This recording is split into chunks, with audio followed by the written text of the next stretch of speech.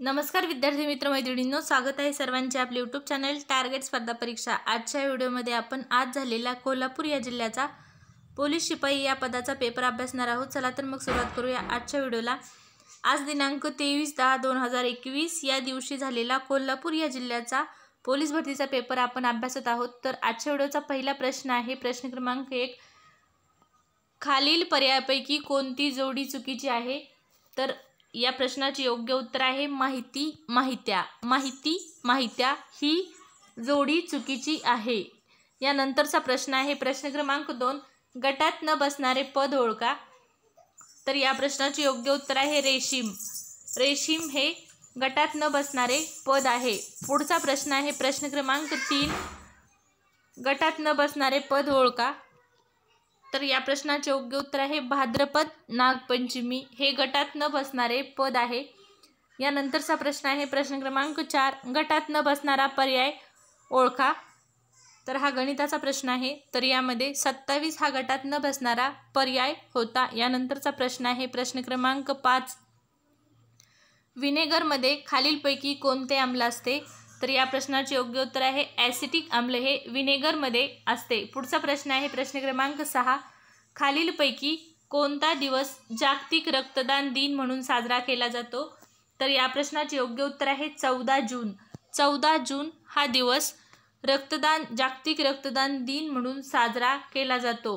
पुढचा प्रश्न आहे प्रश्न क्रमांक 7, आम्लाची चव कशी असते? तर या प्रश्नाचे योग्य उत्तर आहे आंबट। आम्ल हे आंबट असतात म्हणून आम्लांची चव ही आंबट असते। पुढचा प्रश्न आहे प्रश्न क्रमांक 8, पृथ्वीवर गोड्या पाण्याचा किती टक्के साठा आहे? पृथ्वीवर गोड्या पाण्याचा किती टक्के साठा आहे? तर या प्रश्नाचे योग्य उत्तर आहे 0.3% इतका पृथ्वीवर गोड्या पाण्याचा साठा आहे। पुढचा प्रश्न आहे प्रश्न क्रमांक 9, रक्तातील कोणत्या पेशींना सैनिकी पेशी म्हणतात? तर या प्रश्नाचे योग्य उत्तर आहे श्वेत रक्तपेशिका। श्वेत रक्तपेशिका म्हणजेच पांढऱ्या रक्तपेशी यांना रक्तातील सैनिकी पेशी असे म्हणतात। पुढचा प्रश्न आहे प्रश्न क्रमांक 10, डाळीपासून पुढीलपैकी कोणती पोषक द्रव्ये भरपूर प्रमाणात मिळतात? तर या प्रश्नाचे योग्य उत्तर आहे प्रथिने। डाळींपासून प्रथिने ही पोषक द्रव्ये भरपूर प्रमाणात मिळतात। प्रश्न क्रमांक 11 आहे समुद्र सपाटीला हवेचा भार किती असतो? तर या प्रश्नाचे योग्य उत्तर आहे वरील सर्व म्हणजे 76 सेमी किंवा 29.9 इंच किंवा 113.2 मिलीबार एवढा।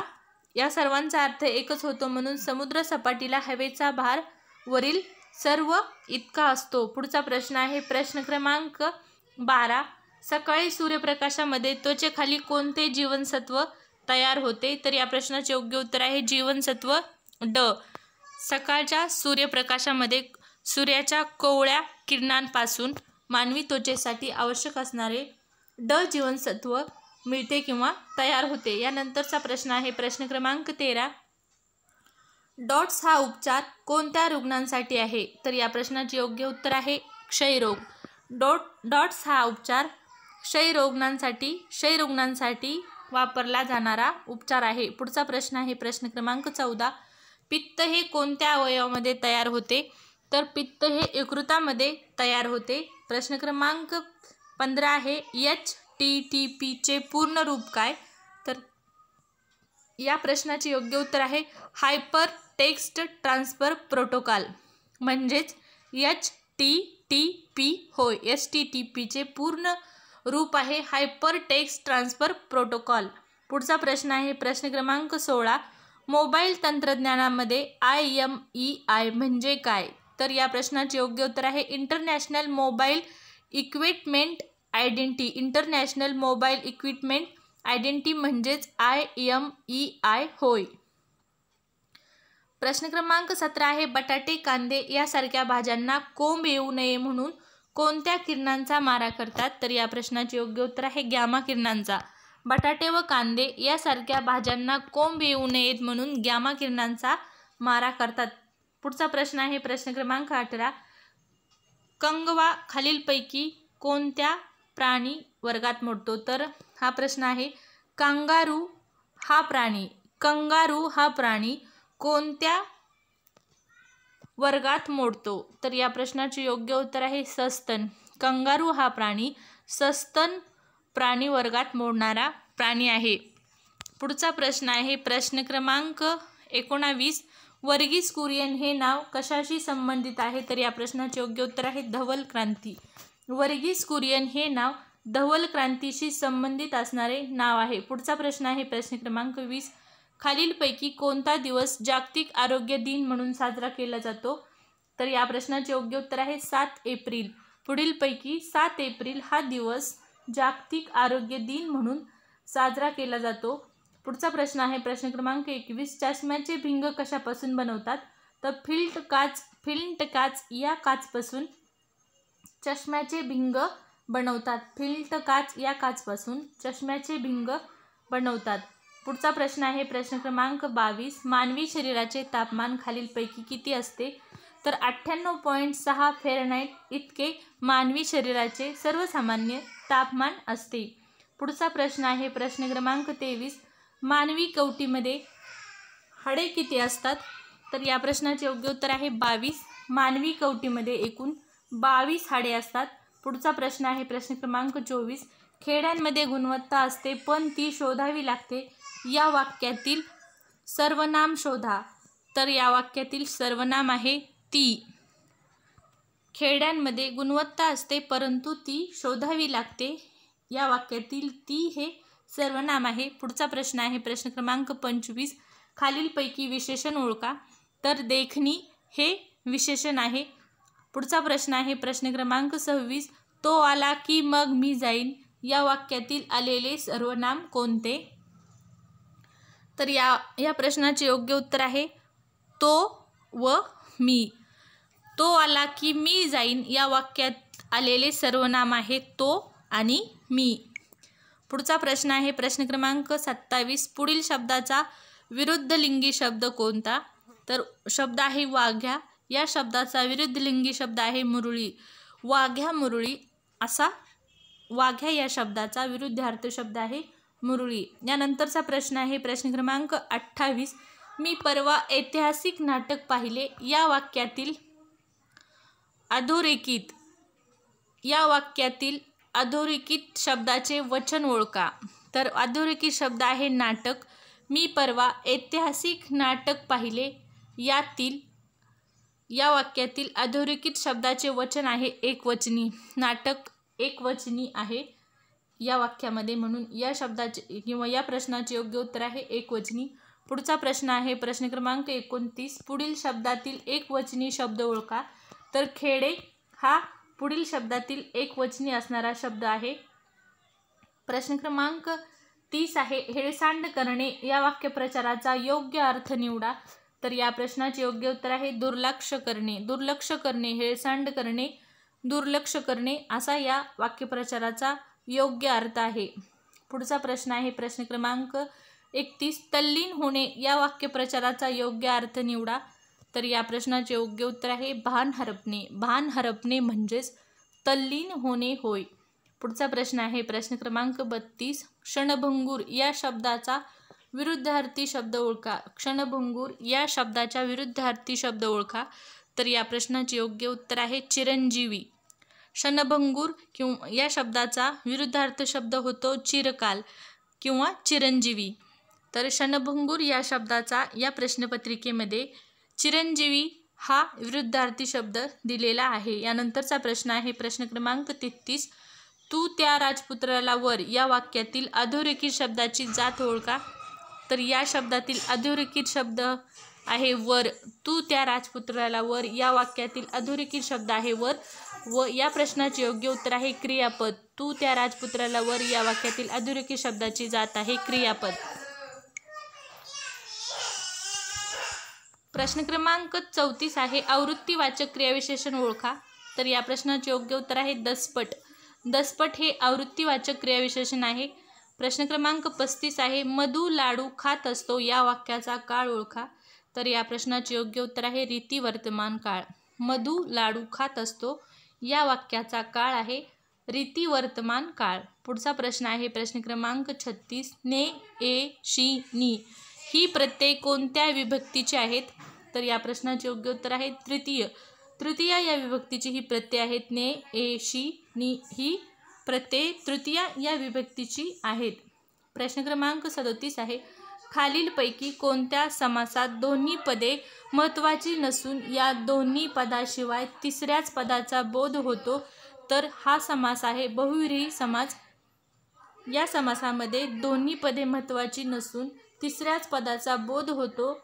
हा समास आहे बहुव्रीही समास. पुढचा प्रश्न आहे प्रश्न क्रमांक 38. पंचवटी या शब्दाचा समास कोणता? तर या प्रश्नाचे योग्य उत्तर आहे द्विगु समास. पंचवटी या शब्दाचा समास आहे द्विगु समास.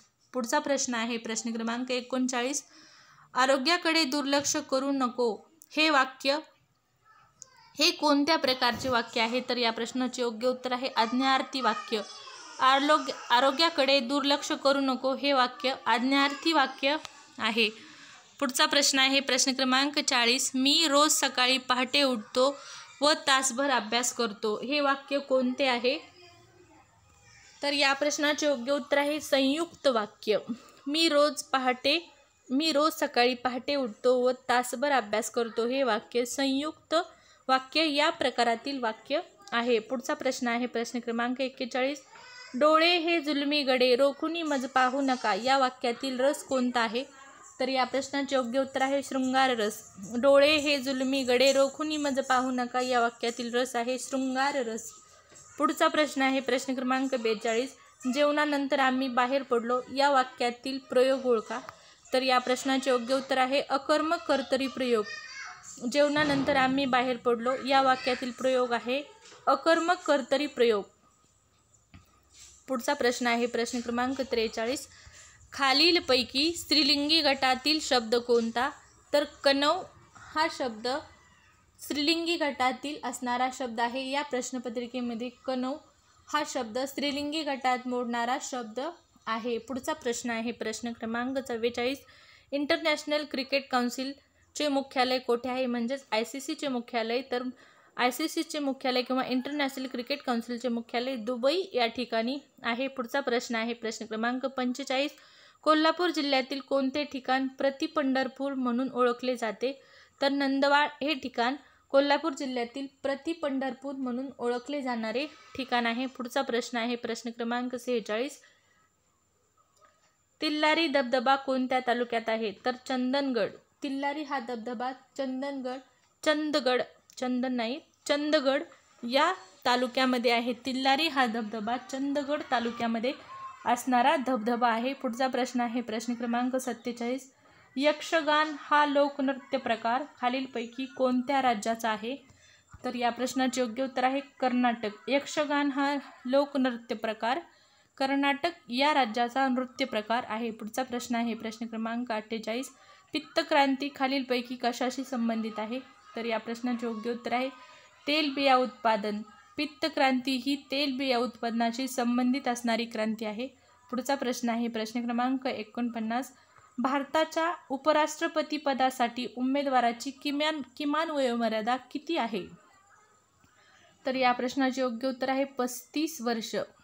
भारताच्या उपराष्ट्रपती पदासाठी निवडणूक लढवण्यासाठी उमेदवाराची किमान वयोमर्यादा 35 वर्ष एवढी आहे किंवा भारताच्या उपराष्ट्रपती पदासाठी उमेदवाराची किमान वयोमर्यादा 35 वर्ष एवढी आहे. पुढचा प्रश्न आहे प्रश्न क्रमांक 50. धन विधेयक खालीलपैकी कोणत्या सभागृहात मांडले जाते? तर या प्रश्नाचे योग्य उत्तर आहे धन विधेयक हे लोकसभा या सभागृहात प्रथम मांडले जाते. पुढचा प्रश्न आहे प्रश्न क्रमांक 51. खालीलपैकी कोणत्या राज्यात विधान परिषद नाही? तर या प्रश्नपत्रिकेमध्ये मध्य प्रदेश या पर्यायामध्ये किंवा या राज्यामध्ये विधान परिषद अस्तित्वात नाही. पुढचा प्रश्न आहे प्रश्न क्रमांक 52. राज्य लोकसेवा आयोगाच्या अध्यक्ष व सदस्यांची नेमणूक कोण करते? तर राज्य लोकसेवा आयोगाच्या सदस्य किंवा अध्यक्षांची नेमणूक राज्यपाल करतात. पुढचा प्रश्न आहे प्रश्न क्रमांक 53. 1918 मध्ये महाराष्ट्र फिल्म कंपनीची स्थापना कोल्हापुरात कोणी केली? तर या प्रश्नाचे योग्य उत्तर आहे बाबूराव पेंटर. 1918 मध्ये महाराष्ट्र फिल्म कंपनीची स्थापना कोल्हापुरात बाबूराव पेंटर यांनी केलेली आहे. पुढचा प्रश्न आहे प्रश्न क्रमांक 54. लोखंडाची पत्रे गंजू नयेत म्हणून त्यांच्यावर कोणत्या धातूचा थर दिला जातो? तर या प्रश्नाचे योग्य उत्तर आहे जस्त. लोखंडाचे पत्रे गंजू नयेत म्हणून या पत्रांवर जस्त या धातूचा थर दिला जातो. पुढचा प्रश्न आहे प्रश्न क्रमांक 55. गायटर हा रोग खालीलपैकी कोणत्या खनिजाच्या कमतरतेमुळे होतो? तर आयोडीन या खनिजाच्या कमतरतेमुळे गायटर हा आजार होतो. पुढचा प्रश्न आहे प्रश्न क्रमांक 56. पुढीलपैकी काय सोन्यासारखे दिसते म्हणून फुल्स गोल्ड म्हटले जाते? तर या प्रश्नाचे योग्य उत्तर आहे पॅराइट. याला सोन्यासारखे दिसते म्हणून फुल्स गोल्ड असे म्हणतात. पुढचा प्रश्न आहे प्रश्न क्रमांक 57. वटवाघूळ याचा समावेश कोणत्या प्रकारात होतो? तर सस्तन प्राणी किंवा सस्तन या गटामध्ये वटवाघूळ यांचा समावेश होतो. पुढचा प्रश्न आहे प्रश्न क्रमांक. तर आजच्या व्हिडिओमध्ये आपण एकूण 57 प्रश्न पाहिलं. हे 57 प्रश्न आज झालेल्या म्हणजेच 23/10/2021 या दिवशी झालेल्या कोल्हापूर जिल्ह्याच्या पोलीस शिपाई या प्रश्नपत्रिकेमधील आपण अभ्यासले. जर आजचा व्हिडिओ आवडला असेल तर नक्कीच व्हिडिओ लाईक करा, शेअर करा. चॅनल सबस्क्राईब केले नसेल किंवा चॅनलवर पहिल्यांदाच आला असाल तर चॅनल सबस्क्राईब करा व बेल आयकॉन प्रेस करा, जेणेकरून इथून पुढे येणारे सर्व नवीन व्हिडिओ तुम्हाला पाहण्यास मिळतील. धन्यवाद.